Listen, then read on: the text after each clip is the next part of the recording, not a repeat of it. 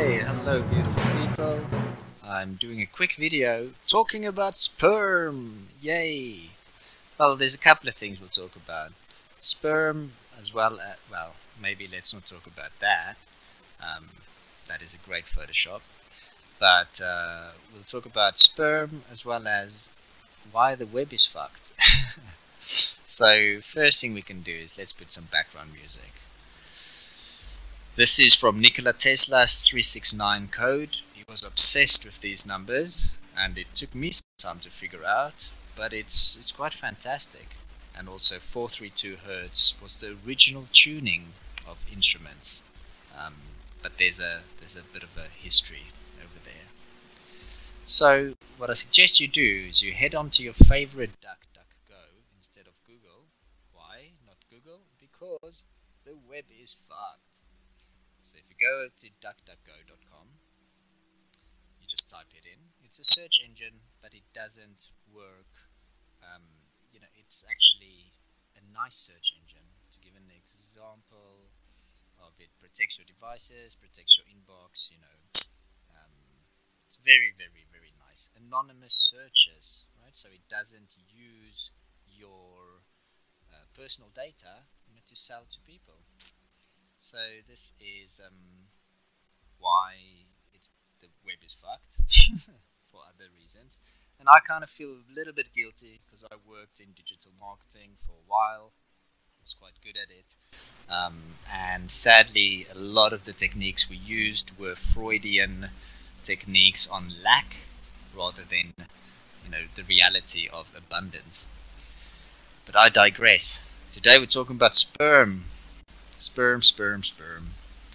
So there's a lot of interesting articles. One is you can search for Tim Ferriss mobile phone radiation, and in his book, which is the first time I heard about it, I had purchased his book, The 4-Hour Body, which is a really nice book that talks about an uncommon guide for rapid fat loss, incredible sex, and becoming superhuman.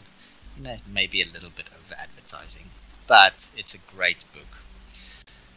It doesn't cover the germ theory versus the terrain theory, sadly, but it does cover a lot of bullshit that is sold to us, and he gives the antidote to that.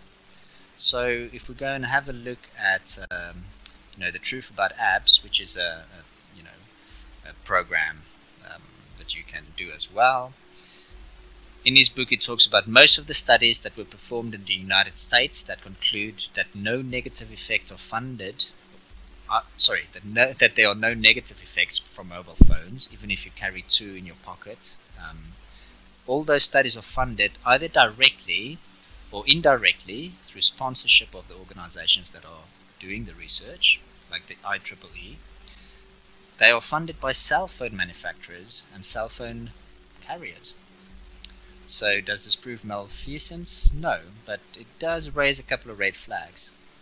And also in the book it says, lo and behold, jumping from article to article on medicine, there were more than a handful of studies that showed significant decreases in serum testosterone in rats following even moderate exposure, which was only 30 minutes per day, 5 days a week for 4 weeks, to 900 megahertz radio frequency, electromagnetic fields, EMFs, which is what most GSM cell phones produce.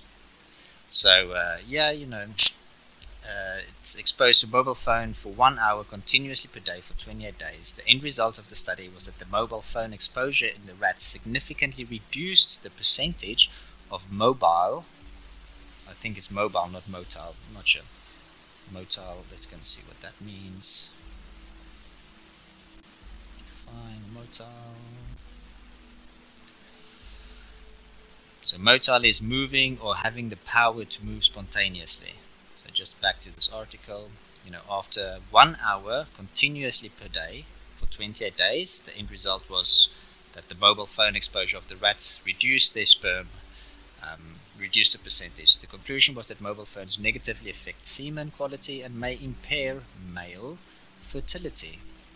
You might also want to do a search on male horse fertility inoculations. That is another topic for another day. prospect for immunocontraception in feral horses. Yeah, that PubMed one is good. But again, I digress. We're just talking about the web being fucked and about sperm. So think about this. The rats were only exposed to mobile phone radiation for 1 hour per day for 28 days and showed negative effect in sperm count and function. But how many of us carry our cell phones in our pocket for 8 hours per day? And sometimes if you have a work phone, sadly like I had for a couple of years, you carry it on both sides. And maybe you also sit under a Wi-Fi. So, there's things you can do about it. One of the things is you go and read about the scientists for wired technology, right? You go and find out who they are, what they do, and why they're doing it. It's not, it's not crazy. It is just basic stuff. All the lawsuits are there, all the cases. You can go and look at them. You can also, maybe there's even a video that talks about, there's the science, and there's all these type of things, marketing bullshit. Yeah, mindless marketing bullshit. Yay. So those are things that you can go and find out, but to do something about it, it's very simple. You just go on, well, in this case, so Google shopping, so you can get alternatives to Amazon, and you can buy yourself one of these little puppies, right? It's a USB to Ethernet connector, and if you have a Mac, you can say Mac and the year, right? So I guess the year 2020 M1 if you need a specific adapter, and then you will see you will get the right ones. I personally like these ones because they also give you a USB port, so you get that. And as you can see, it's really not expensive, especially if you like having children one day. So yeah, so those are those little things. And then this is to do, this is related to smart meters as well, but I will leave you with those. That is the physical things you can do in real world, to get yourself one of these, and you just use that instead of Wi-Fi.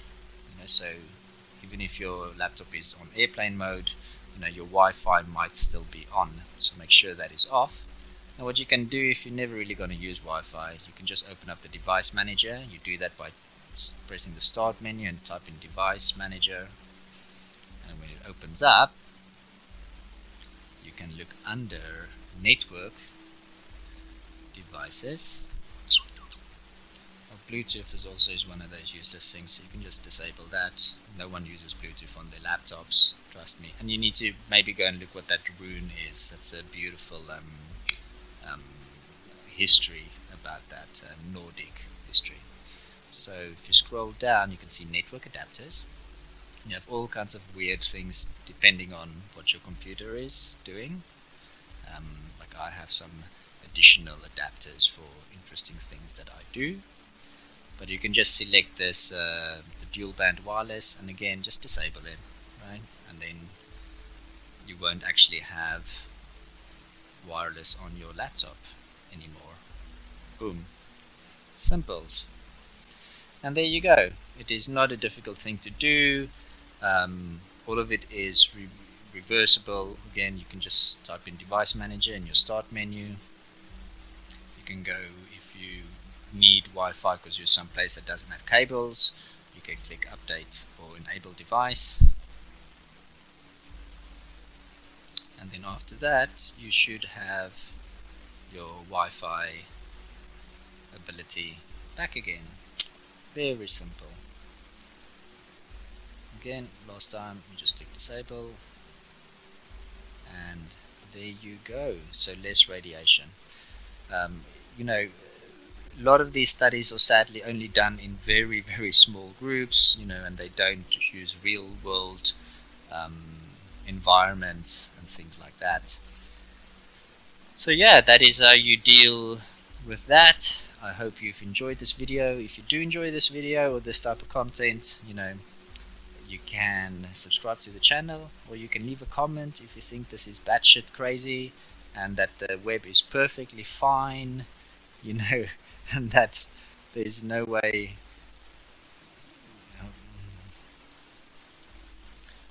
there's nothing that is wrong with the internet, then you can also have that opinion. Um, but you know, you might want to just use the internet.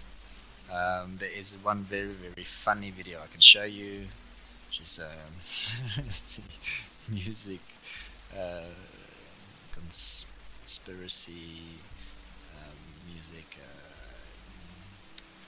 You have the internet? Maybe it's this. I can't remember. Someone sent it to me, and it is super funny. Conspiracy. I don't know. I'll do it. But so this one is also a really bullshit video, because it uses so many different logical fallacies, as well as some propaganda. And you know, it's brought to you by the infographic show, but you know, who knows who the sponsors are. So lastly on that logical fallacies, is there's a great website called Your Logical Fallacy Is. And this does not show any proof that 5G, this is just a clickbait.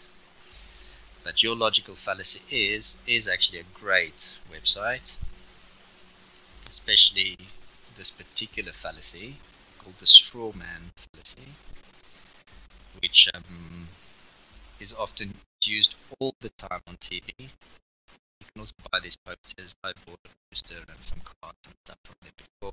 There's TEDx, and there's also the schoolofthought.org. The straw man fallacy is where people misrepresent someone else's argument to make it easier to attack. It often starts with, so you are saying that. Example, my friends who got sick this last year, you know, was fake. No, that's not anything what people are saying. And by also, this is often used by politicians or people on TV, and many of them really know these techniques, so they exploit it. They exaggerate, they misrepresent, or completely fabricate what someone else has said. So it's much easier to present their own position as being reasonable. But this kind of dishonesty serves to undermine honest, rational debate. Right? So it is bad for democracy. An example of this is after Will said that we should put more money into health and education, the other arsehole responded saying that he was surprised that Will hates your country so much that he wants to leave it defenseless by cutting military spending. You see, so the one said more money should go into health and education, and the other idiot responded saying that Will hates his country by saying he should put more money into health and education because it will leave the country defenseless because cutting of military spending. Right. So yeah, so that is my little spiel video for you guys. I hope you enjoy it. All the best.